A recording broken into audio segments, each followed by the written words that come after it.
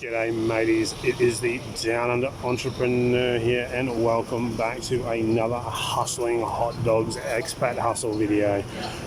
So before we jump into today's video guys, obviously if you appreciate what we're doing here on the content, then please show your support, smash that subscribe button, drop this video a like, feel free to share it with your friends and family. At the moment I've got a huge storm moving in. There's actually a typhoon sitting off the east coast of Taiwan. It shouldn't directly hit us. They've got a track to move up north of Taiwan and then through South Korea and Japan. And it will probably make like landfall somewhere or die out or whatever typhoons do. Yeah, obviously when this storm hits, it's going to absolutely kill the night. But anyway, it is what it is. Today's video is basically about, if you're going to start a little side hustle, guys, just keep in mind, because I see a lot of people when they're doing it with like e-commerce platforms like Shopify, they think they need to have like a shop with like 1 million products in there before they can launch. The reality is like all you need is one product to launch a business, and then you have to slowly expand. Now obviously if you're like me and you're in a foreign country, you need to target the needs and the requirements and the tastes of the local population.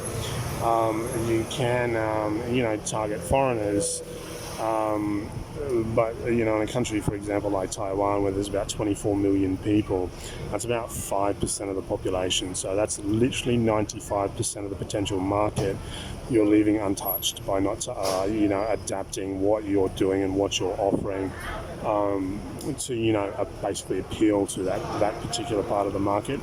And I understand it can be scary and difficult, especially if you don't speak the language and all that sort of stuff. But that's where it's good to get do a bit of networking before you start, make a couple of friends, preferably locals that know the ins and outs of the marketplace. Speak the language, can at least help you with writing and translation and all that sort of good stuff. So for example, like when I started the hot dogs, because I do the down under hot dog or Australian style hot dog,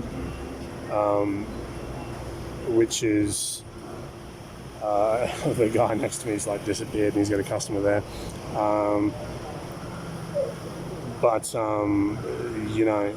It is what it is. So when I started, sorry guys, I see this all the time here, like these vendors that just wander off and then customers come to their store, and they're just like going, hello, excuse me, hello, and there's nobody there, and so they just walk off. These guys completely miss a sale. If you are, the number one rule, guys, if you're doing business, like seriously, you need to be fucking present and you need to have your head in the game. Number one rule right there. And there we go, customers just walked away and she's going to go to the competitor over the street. But anyway, when I first started the hot dog business, because we do the down under hot dog or Australian style hot dog. If you're from Australia, you will also know that as a sausage sizzle or a bunning snag, or a snag and bread or whatever you want to call it.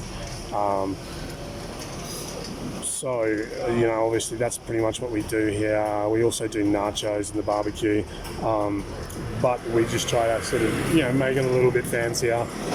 And, so when we started, we made the choice to go with the domestic Taiwanese sausage, and that's because a lot of like Western style sausage is very, very salty, and the Taiwanese palate doesn't like that sort of saltiness. So basically that's the direction we went, and then we had a lot of people going, I'm disappointed because it's just the local sausage is very common. So then we introduced a foreign sausage which is quite salty, and then we got a bunch of sales with that at the beginning, but then like obviously people come to realize like okay, that is salty. So now we actually have people coming back just to get the original sausage. It's also a cheaper option, but that's it, guys. Like genuinely, like if you're starting a hustle or a business, like excuse me, you don't need to wait until you've got like a heap of products. You know, you can literally launch a business on one product or one service. Then it's just a matter of simply like expanding your offer as the business grows.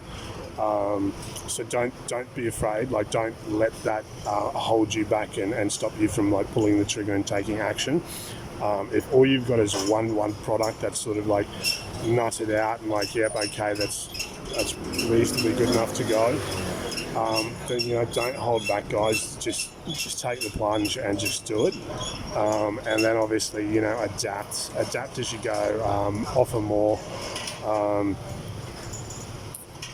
You know, because I mean, especially if you have a repeat customer, because I have repeat customers now that come back, and they obviously came when I first opened and I just had the one product, but now they've come back and, you know, they've tried the new hot dog or sausage sizzle with the foreign sausage, and then they've come and they've tried the nachos, and then they're continually coming back. So you know, it also makes you look like something fresh, something new.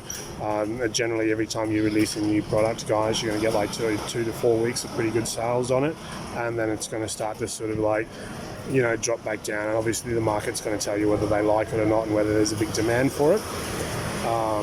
But apart from that, guys, this storm looks like it's ready to kick in. Everybody's deploying the awnings, so I'm going to get comfortable because it's probably going to be a long night, but that's part of the old expat hot dog hustle.